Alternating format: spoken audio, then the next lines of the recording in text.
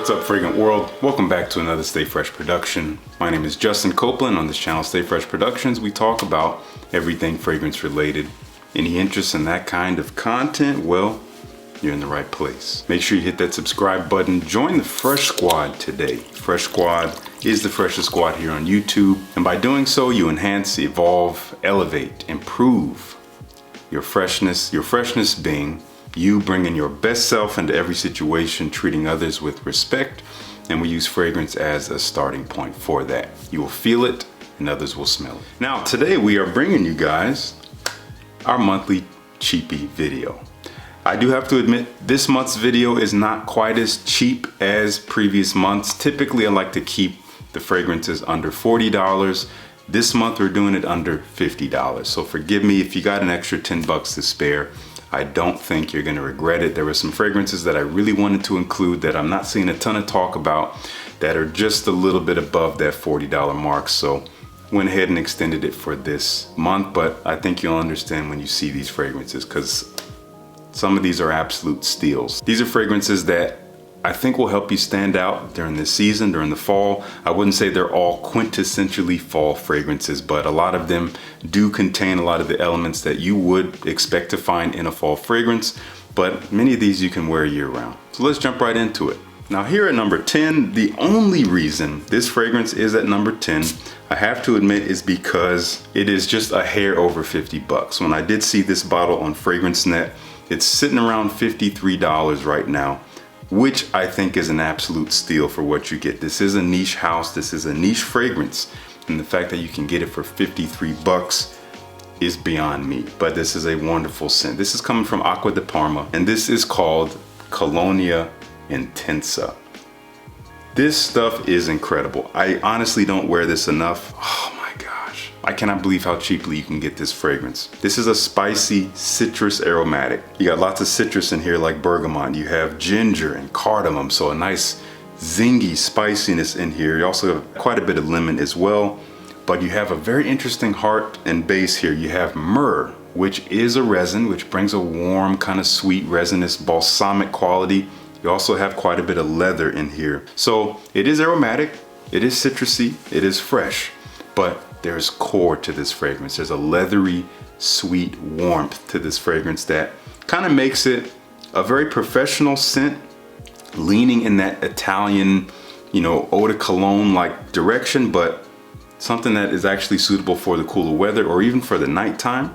It's not a beast by any means. This is not gonna cut through the cold, but it is a beautiful, fresh scent that works for milder temperatures. And this is actually composed by two master perfumers, Alberto Morillas and Francois Demachy. Apparently they collaborated on this fragrance. Incredible stuff. Again, number 10 because it doesn't quite fit the criteria, but stunning fragrance nonetheless. Gonna have links down below to everything. Now, as usual, as we do every month, I got a couple fragrances from Dossier that I wanna share with you. Again, if you're not familiar with Dossier, they are a cologne fragrance company. They make clones of popular and not so popular designer and niche fragrances, and they're constantly expanding their offerings. This fragrance we're talking about here is a clone of a niche fragrance, and it's one that I smelled years ago that I actually really enjoyed and never bothered to come around to again for some reason. I never really returned to it, but I'm loving this cologne. This is called Oriental Vetiver. I don't really care about this naming. I don't really agree with the word Oriental, but what can you do? And this is a clone of a fragrance from Byredo called Bal d'Afrique, one of their most popular releases, and they nailed it here. From what I remember about Bal d'Afrique, they nailed it here, not only in terms of scent, but also just in terms of the character. It is a light scent. It is kind of airy. It does not punch you in the face. It is a soft scent profile. This is characterized by a fresh woody vetiver, but there's a sweetness in here, almost a fruity sweetness laid atop this fresh woody vetiver, and it gets warmer as it dries on the skin. I was actually getting some decent longevity out of this, maybe more so than the original. I got a good 6-7 hours out of this one. Really impressed with the way it dries. They've improved their quality. I don't know what they're doing. The scent holds up from opening to dry down. So that's our first one. I got one more, and this one is definitely more quintessentially fall here. They nailed this too. I've been thinking about buying this fragrance in its original form. I'm probably going to. But the clone, if you're looking for a clone of this is pretty solid. Not only in terms of scent, but also in terms of performance. Oriental Sage, once again, don't really care about this name, but this is a clone of Tom Ford Effing Fabulous. Again, they nailed it here. This is that sweet, creamy, almost vanilla-like tonka bean with an herbaceous quality tucked away in there, maybe from the sage, with lots of orris. So that orris is the root of the iris flower, brings this almost creamy, milky, rooty quality, lots of leather. There's almost a cherry-like vibe that everything kind of comes together to create in terms of the sweetness. There's a sharpness to the sweetness that reminds me of like a maraschino cherry, but it does not smell like cherry. But it smells like effing fabulous. Also almond, I forgot to mention creamy almond in here, bitter almond. I got nothing else to say, it's good.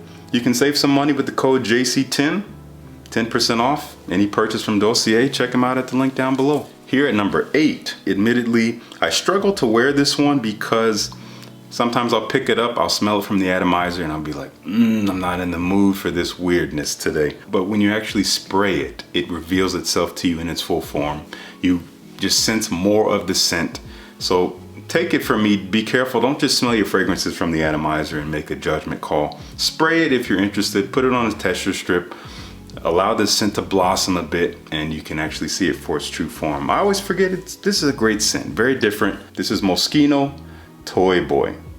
Yes, the teddy bear bottle, ridiculous bottle, but also kind of iconic in a way, definitely stands out. Best way I can describe this scent is a spicy, warm, and woody rose with a bit of a freshness.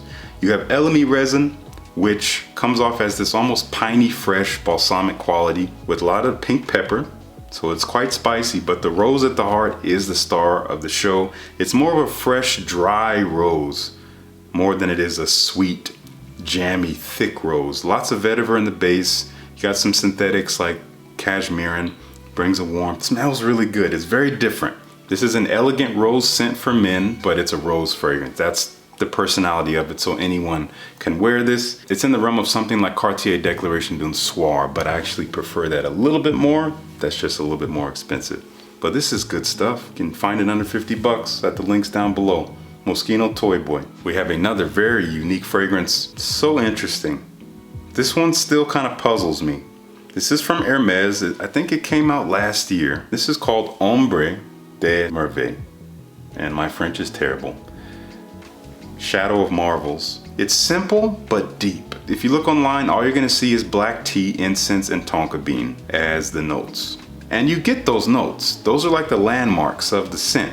You get this tea, this herbal tea that's kind of calming and smooth. You do get a wispy smokiness that's not dark, honestly, by any means. And you also get a bit of a sweet smoothness in the background. But there's a fresh soapiness in here. And there's also this almost fruity quality. Things that are not listed here. There's more going on here than just those 3 notes, but it ultimately comes together as a very unique fragrance that is quite transportive. It paints a picture similar to this bottle. I imagine myself on a beach at night under the stars. There's a sweetness in the air from the breeze over the ocean. Everything is still and calm. It's a beautiful scent, very unisex. Again, a little bit strange, but very interesting. Something worth looking into. Got links down below to Ombre de Merveilles. We got an oldie but a goodie here from Guerlain. Wow. Wow, wow, wow. From the 1960s, at least the original DNA. This is not an original bottle. This is called Habit Rouge. And wow, this is a hard fragrance to nail down. There's a lot going on here. It is citrusy. It is aromatic, it is floral, it is woody, it is a little bit sweet and warm. Carnation, I believe, is a pretty primary component, and carnation is a fragrance ingredient that you saw a lot in more vintage style men's fragrances. You don't see it much in modern fragrances, but it was used a lot. I could not even describe what carnation smells like to you, but I've smelled it in quite a number of fragrances from yesteryear, if we're talking 30 years ago or longer, and they have a quality to them that I can tie together, but I can't quite pinpoint exactly where the carnation is. But You kind of know it when you feel it in a way. It's in here. It's different. This is kind of bizarre. This is not for everyone. It kind of smells timeless in a way, but also at the same time, there's a maturity here that lends itself to someone who's seen a lot, who's experienced a lot. Again, not for everyone. Could be your signature scent if you're comfortable with it, but I think it's a very interesting fragrance. And it's a classic. It's a historic scent. That is Habit Rouge. This is the Eau de Parfum, by the way. They also have an Eau de Toilette. All right, we have another clone of a niche fragrance. I'm pretty sure you can get this in the $40 range, if not less. Coming from Sensual Obsessions, we have Moroccan Night. I actually did a full review on a few fragrances from this house, so you can check it out here. And this is a clone of Andy Towers, L'air du Desert Marocain. This is stunning. This is nails. They nailed it here. That arid, dry, sweet, spicy, ambery quality of the original. It is so distinctive, it is so transportive, and they nailed it here. It is exactly what I just said. It is arid, it is ambery, warm, and sweet. It is dry, it is spicy, it is very elegant, but it's also very mysterious. Definitely worth checking out. They also have some other good stuff I've tried. Sensual Obsessions, this is not a bad clone house. Again, I'm not usually crazy about clones, but I do talk about them on my channel because I know a lot of you do find a lot of value in them. So I'm gonna share my thoughts so I can do my due diligence and hopefully help you guys out, to those who are looking for more inexpensive alternatives to more expensive fragrances. Here at number 4, the newest fragrance from the house of Authenticity Perfumes. This is a nice change of pace here. I still don't know if I love this fragrance, hence why it's not in the top 3, but it doesn't really remind me of anything else, and it's quite different from everything else that they create. Man, this is called Tobacco Boss. You've probably seen talks about it already. To sum this up, I haven't really looked at the notes, but what this smells like to me is maple syrup and honey together in black tea with maybe some crushed tobacco leaves. I don't get a ton of tobacco, like a smoky kind of tobacco, that's something you associate with a cigar. I don't really get that. Maybe on the leafy side of things, but it's not green, not herbal. It is sweet, it is kind of sticky, it is warm, and it's very smooth and calming. It's a very different fragrance. Again, haven't smelled anything quite like this. It smells like something you would drink or even eat. It's good, and performance is ridiculous. I want to get to know it more. It intrigues me. I definitely recommend checking this out. Tobacco Boss, I like the direction they're going in. This is different. Here at number 3, by no means one of the most outlandish fragrances, not one of the most interesting fragrances or unique fragrances, but it does do something a little bit different, and it is very pleasant. From Zaharoff, this is Zaharoff Hot Pepper. Now, if you look online, you're not gonna see many notes for this. I think you see like chili pepper, pink pepper, and cashmerean. That's pretty much right. I feel like there's more going on here. There's more of an aromatic quality in here that I can't quite place, but it is quite spicy. There's a warm spiciness in here. There's heat to this fragrance. It's not the spiciest fragrance I've ever smelled, but it is quite warm. But also at the same time, like I said, aromatic, a little bit of a freshness in there, and it is sweet. There's a smooth sweetness somewhere, maybe some tonka bean is hovering around. It smells kind of youthful. It smells like something you would wear out casually, but it doesn't smell like Versace Eros or YSL Y EDP or anything like that, Ultramall, nothing like that. It is a little bit different. I can easily recommend it, especially for the price. You can usually find a tester for under 40 bucks, no problem at all. That is a Zaharoff Hot Pepper. Number 2, this is a standout scent. The scent profile smells like it could be a niche fragrance, but you can get this thing, I think the cheapest on this entire list. I was seeing this in the $20 range, low 20s. But you gotta like oud. You have to like oud. This is called OudTouch from Franck Olivier. This is a stunning fragrance for the price. This was actually sent to me by one of my patrons, one of the members of the Fresh Fam.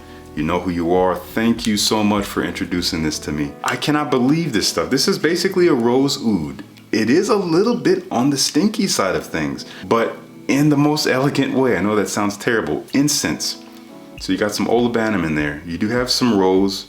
You do have some oud, even though oud doesn't seem to be listed in the note breakdown. It's in the name. This is a rose oud through and through.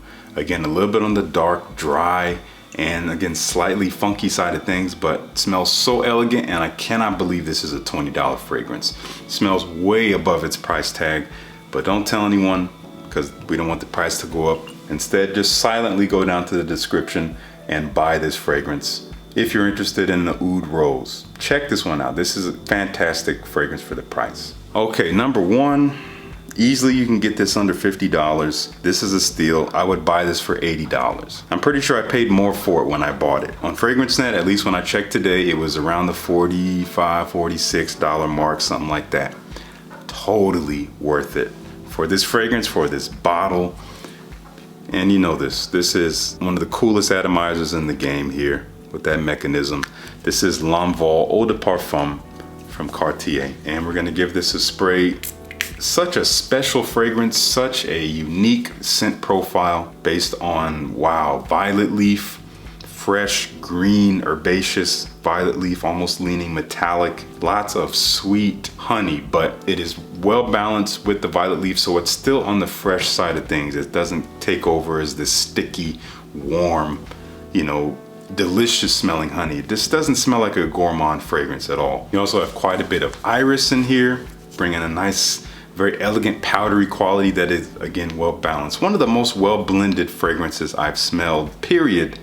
But especially in the designer realm, this is so elegant. This is for a night out, when you're dressed up, when you want to just be very pleasant. It has a pleasant energy to it. I think it is gonna make a nice impact on people because sweetness in the air is generally gonna captivate people. But it has that fresh woody quality that grounds it, that makes it a little bit more affirming. It makes people more likely to maybe collaborate with you or wanna cooperate or listen to you or talk to you. There's something about it that is very comforting. But overall, a very elegant fragrance. L'Envol from Cartier, I will always speak the praises of this stuff. Incredible stuff, especially for the price. That's gonna do it for me. I would love to know, have you tried any of these fragrances? What are your thoughts on them? Do you love them? Do you hate them? Either way, I wanna know down in the comments. If you like the video, please like the video. It means so much to me, really helps out with my visibility across YouTube. And once again, if you have not considered joining the Fresh Squad by subscribing, I don't know what you're waiting on. It's completely free. It literally does not even cost you a calorie to subscribe. So I hope you'll consider doing it. I'd love to have you back. Thank you so much for tuning in. Peace. I'll see you in the next one.